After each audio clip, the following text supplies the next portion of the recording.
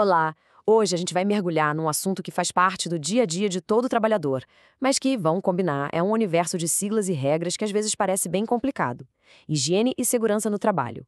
Mas olha, entender isso não é só um detalhe, é fundamental para proteger vidas e para garantir que os direitos de todo mundo sejam respeitados. Vamos nessa? Para a gente começar a ter uma ideia do tamanho do problema, olha só esse número: 270 milhões. É de impressionar, né? Segundo a Organização Internacional do Trabalho, a OIT, essa é a quantidade de pessoas que sofrem acidentes de trabalho não fatais todos os anos, no mundo todo.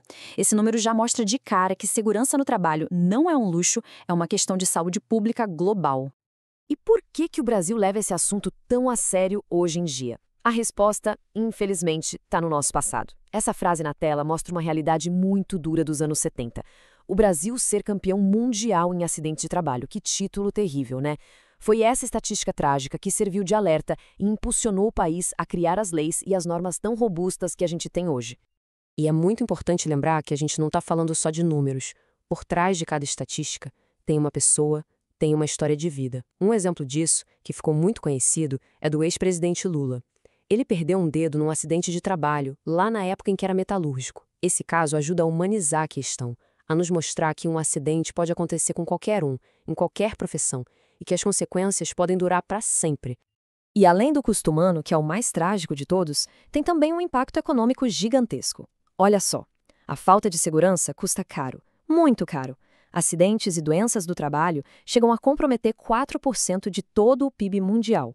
O que isso quer dizer? Que investir em segurança não é só uma obrigação moral ou legal, é também uma decisão financeiramente inteligente para todo mundo. Bom, para a gente organizar as ideias, nosso papo vai seguir este roteiro aqui. A gente já viu um pouco sobre o custo do risco. Agora vamos entender como funciona o sistema de proteção aqui no Brasil. Depois vamos ver como mapear os perigos, quais são as ferramentas de segurança que existem e, por fim, uma parte que interessa a todos: qual o impacto disso tudo no salário. Então vamos lá, começando pelo sistema de proteção. Afinal, como o Brasil se organiza para lidar com os riscos no ambiente de trabalho? A resposta está principalmente em duas siglas que são os pilares de toda essa estrutura. A primeira sigla é SSMT. Tenta pensar no CSMT como se fosse a equipe de especialistas, o cérebro técnico da segurança dentro de uma empresa. É um time de profissionais, médicos do trabalho, engenheiros de segurança, enfermeiros, técnicos, cuja única função é pensar, criar, implementar e fiscalizar tudo o que se refere à segurança. O tamanho dessa equipe vai depender do número de funcionários e, claro, do grau de risco da empresa. A outra sigla fundamental é a CIPA. Se o SESMET é o time técnico, a CIPA é a ponte, é quem faz a conexão entre todo mundo. É uma comissão mista, sabe? Tem representantes que o empregador indica e tem também representantes que são eleitos pelos próprios colegas de trabalho. E qual a função da CIPA? Observar o dia a dia, ouvir o que os trabalhadores têm a dizer e levar essas preocupações para a gestão e para o SESMIT. É a garantia de que a voz de quem está lá na linha de frente seja ouvida. Ok, já entendemos quem cuida da segurança, mas cuidar do que exatamente? Agora a gente vai para a parte prática, mapear os perigos. Porque o primeiro passo para ter um ambiente seguro é saber, com todas as letras, quais são os perigos que existem ali. E eles são classificados em 5 grandes grupos. Essa tabela aqui ajuda a gente a organizar os perigos. Primeiro, os riscos físicos. A gente está falando de ruído muito alto, calor, frio, vibrações. Depois, os químicos. Poeira, fumaça, gases que podem fazer mal à saúde. Existem também os riscos biológicos, como vírus e bactérias, super comuns na área da saúde, por exemplo. Aí vem os ergonômicos, que muitas vezes são silenciosos, como o esforço repetitivo ou uma postura ruim no escritório. E, por fim, os riscos de acidente. Aqueles mais óbvios, como uma máquina sem proteção ou uma ferramenta quebrada. Identificar isso tudo é a base de qualquer prevenção. Beleza, já identificamos os riscos. E agora, o que a gente faz com essa informação?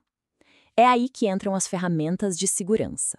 Ou seja, as regras e os equipamentos que foram criados para neutralizar ou, pelo menos, diminuir esses riscos. A principal ferramenta, o livro de regras de tudo isso, são as famosas NRs, as normas regulamentadoras. Pode pensar nelas como um grande manual de instruções da segurança no Brasil. Existem dezenas de NRs e cada uma vai detalhar as regras para uma atividade específica. Trabalho em altura, operação de máquinas, uso de produtos químicos. As empresas são obrigadas, por lei, a seguir tudo que está escrito ali. Agora, falando dos equipamentos, existem dois tipos, e entender a diferença é fundamental. De um lado, o EPI, o equipamento de proteção individual. Capacete, luva, bota, ele protege uma única pessoa. Do outro lado, o EPC, equipamento de proteção coletiva. Um extintor de incêndio, um guarda-corpo numa obra, ele protege todo mundo que está no ambiente. E aqui vem um ponto-chave. A lei sempre vai priorizar o EPC. O EPI entra em cena quando o EPC não dá conta do recado sozinho. E só para dar um gostinho do nível de detalhe dessas NRs, olha só alguns exemplos. A NR6 trata especificamente de tudo sobre EPIs. A NR17 foca só em ergonomia, para garantir que a cadeira, a mesa, o ritmo de trabalho não causem lesões. Já a NR35 estabelece todas as regras de segurança para quem trabalha em altura. Isso mostra como o sistema é pensado para cada tipo de risco. E agora a gente chega na parte que mexe com o bolso e que sempre gera muita dúvida: o impacto de tudo isso no salário.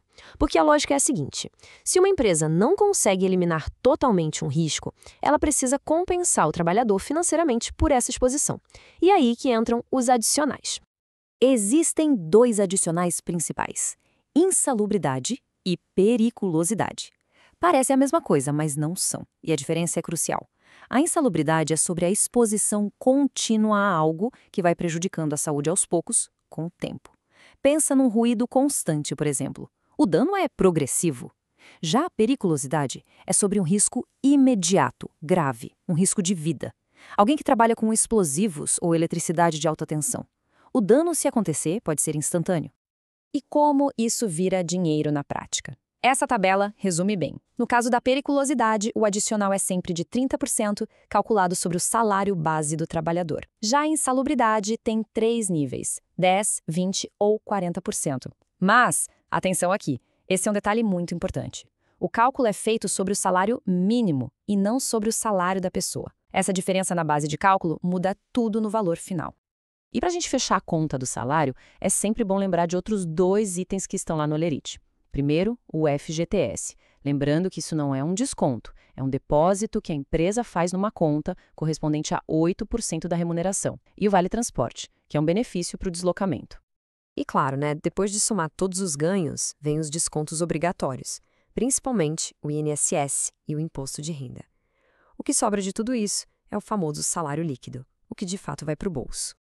Bom, depois de passar por tudo isso, acho que a grande mensagem que fica é a seguinte: segurança no trabalho é uma via de mão dupla. De um lado, a empresa tem o dever de oferecer um ambiente seguro, dar treinamento, fornecer os equipamentos, mas do outro lado, o empregado também tem sua parte: seguir as regras, usar o IPI direitinho e, claro, avisar sempre que identificar uma condição de risco. É uma responsabilidade compartilhada.